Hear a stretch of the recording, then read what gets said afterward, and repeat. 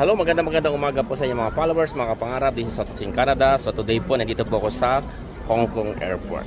So gusto ko lang pang ipakita sa inyo or sabihin sa inyo ano ba mga dapat ninyong gawin at tandaan pag po kayo ay paalis po ng bansa. Okay?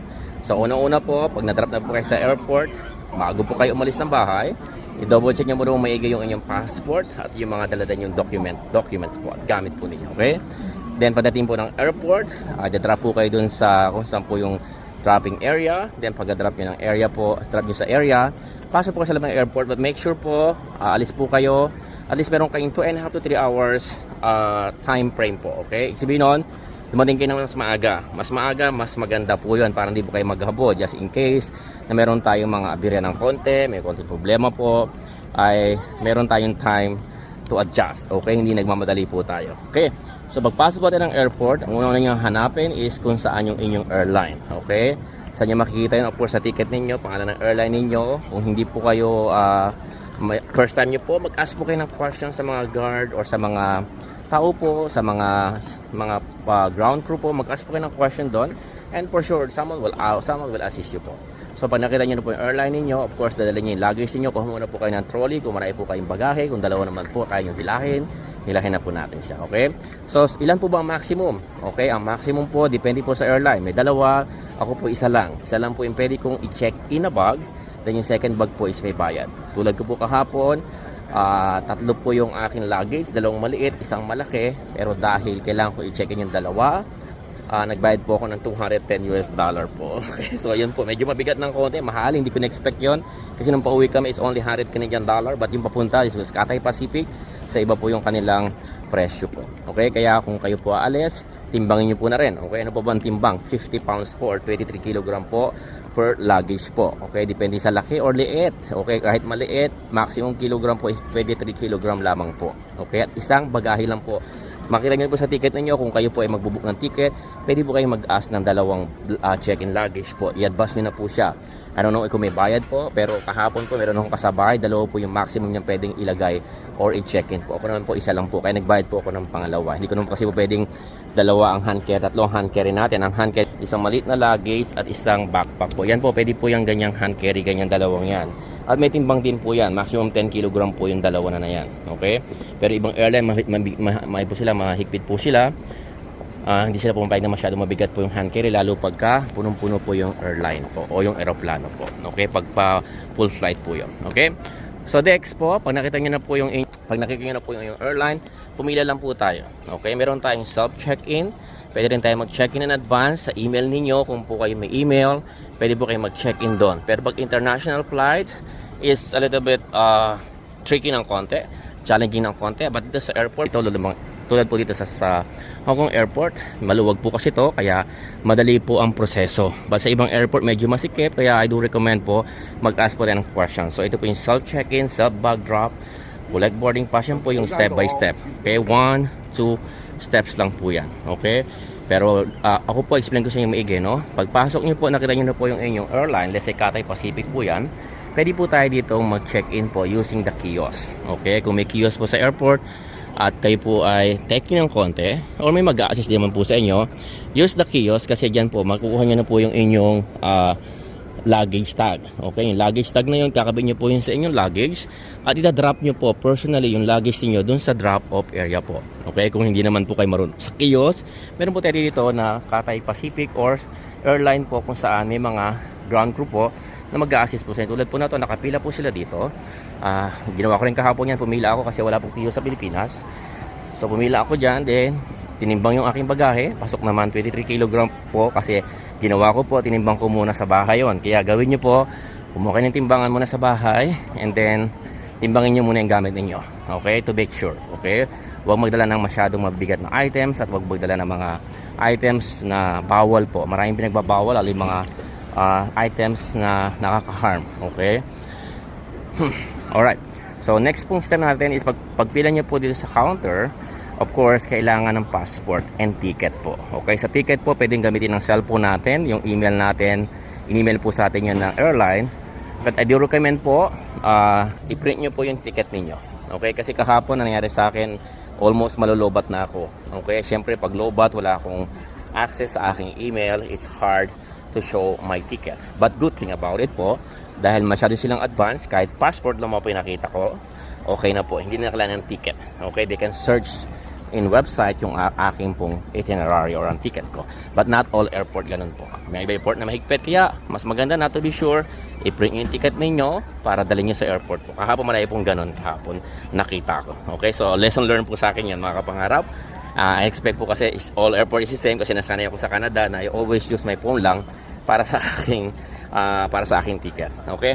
So ngayon, anong next step po? Pag naibigay nyo na po yung inyong passport and ticket po, so then, i-check-in po nila yung luggage ninyo. Nalagyan po yun ng tag. And then sa tag po, ibigyan kayo ng small receipt. Parang small stub po yun. Itabi nyo po yun kasi para po yung bag ninyo, let's say na wala yung bag ninyo, yun po yung gagamitin nyo para malocate nyo po yung bag po ninyo doon sa final destination po ninyo. Okay, may nangyayari po kasi na hindi nakakarating po yung bag doon sa kanilang pinaroroonan. So, para masiguro natin na maklaim natin yun o mahanap natin, they need that stop. Kaya wag nyo iwawala yun, secure nyo po yun sa inyong bag. Kaya I'd recommend din po, magdala po kayo ng small pouch po na din nilagay lahat ng mga documents na very very important sa flight po ninyo. Yun po yung mga tips ko sa inyo, no? Now, after nyo po ma-check-in yung inyong luggage, bibigyan kayo ng ground crew ng boarding pass. Ano ba itsura ng boarding pass? Ito po yung itsura ng boarding pass. So, ayun po itsura ng boarding pass, nakalagay po dyan. Anong oras pa yung boarding time po ninyo, anong date po yung alis ninyo, and departure time. And then yung gate po, naka-indicate din po dyan sometimes, but because kahapon, mahaba yung layover ko, kaya pala pong gate po dito, no? Nandiyan din po yung ating seat. Ito po, aisle seat po itong binigay sa akin kahapon, which is I'm so thankful about it po, okay? Then yung arrival time, wala po dito, so makita nyo po yung arrival time sa ticket. And of course, makita niyo po yun sa inyong screen po na makita niyo po dito sa loob ng airport, manay po dito monitor. Okay, so yan po yung inyong boarding pass. So let's say meron kayong layover, tulad ko po, may layover ako sa Hong Kong, then Vancouver. So ilang pong boarding pass ang gamit ay ibigay sa akin? Bali, from Manila to Hong Kong, isa, Hong Kong to Vancouver, dalawa, to Edmonton, tatlong boarding pass po yun. So bigay sa akin lahat yun kahapon. Iba naman po, pwede rin po sa email, pwede rin po i-access sa email, but then again, mas maganda magpaprint na po kayo ng inyong boarding pass at secure nyo din po yung boarding pass. Pero don't worry po, pag nawala po yung boarding pass ninyo, nasa airport kayo, punta lang po kayo sa customer service po or ask any staff po ng airline ninyo, bibigyan po kayo na ng boarding pass. Okay, wala po kayo wala ng pag-asa, huwag kayo matakot, huwag kayo ma-stress po, okay? Like I said, always ask question po. Now, after nyo po makapag-check-in po sa inyong airline, so didirect po nila kayo sa immigration. Yun po yung next step. Sa immigration naman po mga kapangarap, doon po nila check-in yung inyong hand carry. Okay, yung mga laman ng hand carry nyo, scan. Kaya po, kung may laptop po kayo, ilalabas siya po yung laptop ninyo. Yung mga kasuotan nyo po, kung may jacket po kayo, tatanggalin nyo po yan. Kung may belt po kayo, tatanggalin nyo din po yan. Yung po yung sombrero ninyo or hat, tatanggalin nyo po yung wallet ninyo, tatanggalin nyo po yan. Yung cellphone ninyo po, ilagay nyo din po yung sa lagayan. Hindi ko lang po ma-video pagpasok ko kasi bawal po mag-video sa loob, kaya dito lang ko. Okay? So ito po yung key. Kailangan ko ng passport ko. Kailangan ko ng passport kasi i-scan ko po yan tulad po nun at may picture po doon. But not all airport po is the same as Hong Kong airport na very high-tech po. Okay? So sa Pilipinas, ini-scan lang po yan o sa Canada, ini-scan din po. Not all airport nga po is the same. Iba-iba po sila ng proseso but ang endpoint po nun or ang bottom line po nun is makapasok ka at para ma-check po yung carry on, okay? Kasi pag in-scan po yan, so ma-recognize yung face mo and everything po, okay? At saka yung iyong boarding pass, kailangan din po i-scan yan. So hindi ka papasukin na wala kang boarding pass, of course na wala kang passport po, okay?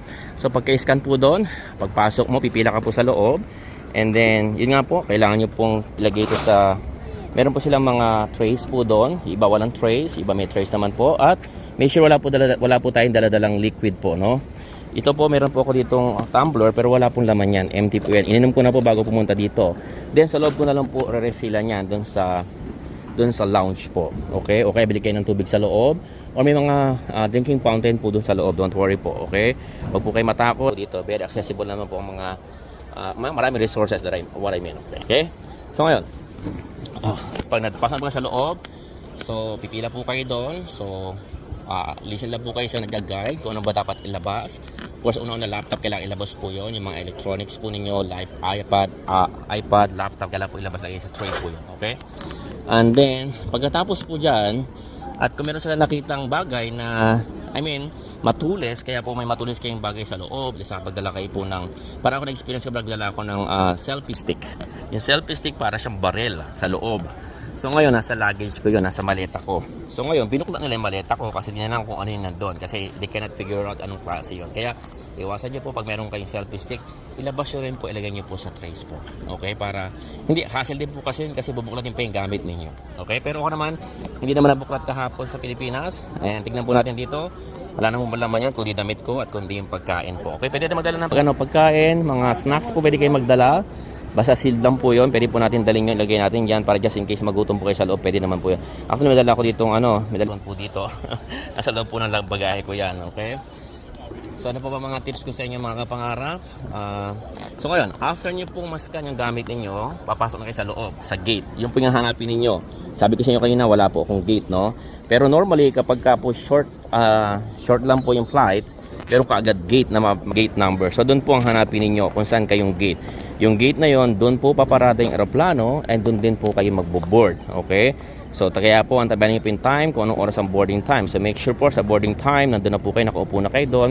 Para pag tinawag na po yung inyong zone or sitting, dito po ang tawag nila is yung seat po, based on seats. Sa ibang bansa naman po, based on zone 1, zone 2, zone 3, zone 4, zone 5. Sa Pilipinas po kapag experience ko, based po sa seat number. Okay? So, kung seat number po ito, kung tawagin po is let's say, 1 to 20 seat, pipila ka. So, 20 to 40 seats, pipila ka po. Kung 40 to 60 seat, pipila ka po doon. Okay? So, yun lang po yung mga tips ko sa inyo mga kapangarap. Then, after po nun, siyempre, nakapasok sa aeroplane mo. And then, lagay mo na po yun sa iyong head compartment po. So, isa po sa taas. Pag maliit po, sa baba lang po yung mga maliit na luggage natin po. Para meron tayong, lapag full flight po yan. Para meron naman tayong tulong na rin po sa iba para mailagay nila yung gamit nila po. Okay? So, ano pa ba? And magdala po kayo ng gamot. Okay? Yung pa, isa.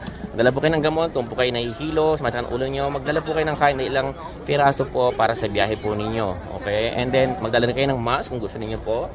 And of course, panyo. Okay, magkakalimutan nito magdala ng panyo or tissue po mga kapangarap. And nga po, yung tumbler, magdala po kasi just in case kung kayo nagtitipid po, yung nakibili ng tubig kasi mahal din po ang tubig. Dito po, punta ako sa lounge, dala po ako ng tubig po mga kapangarap. Although meron ng aeroplano, pero syempre hindi naman kaagad si-serve nila po yun. Okay? So it takes, pag nasa taas na po sa ere, mga minuto or oras bago sila mag-serve po ng pagkain. Kaya baka nauuho kayo, bago kayo pumasok sa loob ng aeroplano, nakapag-check-in na kayo, na-scan na yung gamit nyo dito sa immigration, kumuha na po kayo ng tubig sa loob po. Pwede po yun. Hindi na po bawal dun sa loob. Yun lang, papasok lang po dito sa station, ang bawal, ang liquid po. At saka, isa pa po, may pabango kayong dala-dala, huwag pong 100 ml. Meron ng pabango is 50 ml lang po yung pabango ko. Okay? Any liquid na below 50, okay lang po yun. Pero pagka medyo, to be safe, wag na pong more than 50 ml po. Okay? Kung meron kayong 20 ml, 10 ml, mas maganda po yan. Para hindi rin tayo, hindi masayang po yan. Mamaya, nagdala kayo ng pabango, tapos ang mahal na mahal ng bili nyo, tapos biglang nakuha yung pabango ninyo. Even toothpaste po, may dala kong toothpaste, yung maliit lang po, sachet na toothpaste lang po. Toothbrush, nandito po yung toothbrush, yung toothbrush ko, toothbrush po yan. So, para syempre, kung toothbrush po tayo. Okay? So, ano po, baka bago ko tapusin ito, and then, sa loob ng aeroplano, so makinig lang po tayo sa announcement. Kailangan nyo po malaman yung mga rules, mga safety na gagawin nyo po, mga first step ninyo just in case may mangyari po. But relax lang po sa loob ng aeroplano, huwag kayo matatakot. Mag-seatbelt po kayo all the time. And at the same time, matulog po tayo. Okay, huwag nyo pong takutin yung sarili ninyo. Matulog kayo, managyan ng TV kung may TV po sa loob po ng plane. Okay? And may mga pagkain po doon. Huwag po kayo mahihiyang kumain. Huwag po kayo mag-ask po sa mga stewardess kung kayo po ay nauuhaw. Any drinks po na gusto niyo, pwede niyo pong i-ask sa kanila during that time na nagbibigay sa inyo ng food. Okay, wag po kayo mag-ask kung po, let's say, kaka-take off lang, mag-ask na kayo, baka hindi po kayo pagpilyan. But, depende rin po yan sa flight attendant po. Okay, so, yan po mga kapangarap. Sana po nagustuhan niyo po, picture ko na to, paano ang gagawin niyo kapag pagpa-flight po kayo, first timer po, again, pag-alis nyo ng bahay, double check muna po maigi ang lahat ng gamit ninyo. Make sure kompletong papeles niyo pagdating nyo ng airport, punta po kayo dun mag-ask po kayo sa guard, and then punta kayo dun sa inyong airline, then mag-check-in po kayo. Okay, sa check-in naman po, tulad sabi ko kayo na, balikan nyo lang po yung video. Check-in, kailangan nyo lang po ng passport, sa passport at ticket po, i-print nyo po yung ticket, after nang bigyan kayo ng boarding pass po mga kapangarap. Sa boarding pass naman, gagamitin yan at passport pagpasok po dun sa immigration para i-scan po yan at para po i-scan din po yung inyong mga luggage po. Okay, so maraming salamat po sa inyo mga kapangarap. please share this video po para marami pong tao or Pilipino na matulungan natin, na maunawaan nila or makita nila ano ang proseso na dapat nilang gawin pag first timer po silang mag-abroad. Again po, nire-remind ko lang po kay lahat, this is not to solicit anything po, and gusto ko lang makatulong po in a way na alam ko, okay? Mag-ask pa rin po tayo, hindi po 200% na baka sabi nyo, sisihin nyo, oh, sabi ni Melvin, ganon, sabi ni Sonny, ganon, right? Pero based on my experience, ganon po yung ginagawa namin. I've been traveling so many times, in many years po, kaya yun po yung proseso. Okay?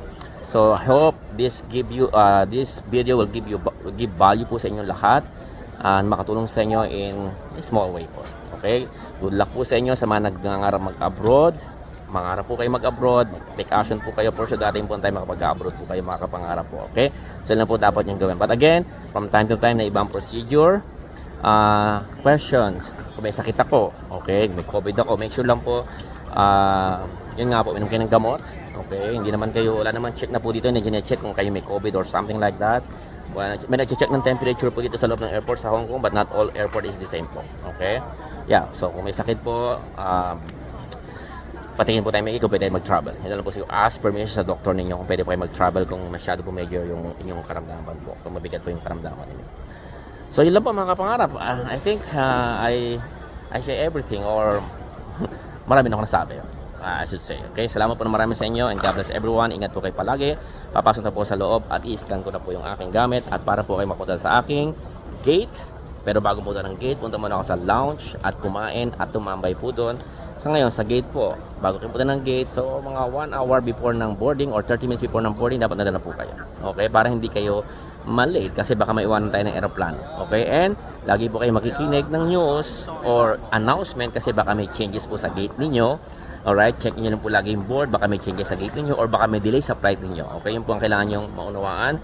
Always be attentive po. Okay? Pag nasa loob po ng airport at huwag nyo pong iwanan yung mga gamit nyo kung saan saan. Okay? Don't leave your baggage unattended po. Always make sure kasama nyo yung luggage niyo. I know we can trust people but not all people can be trusted. Okay? Yun lang po. Maraming salamat po sa inyo mga pangarap. Have a good day everyone. God bless po.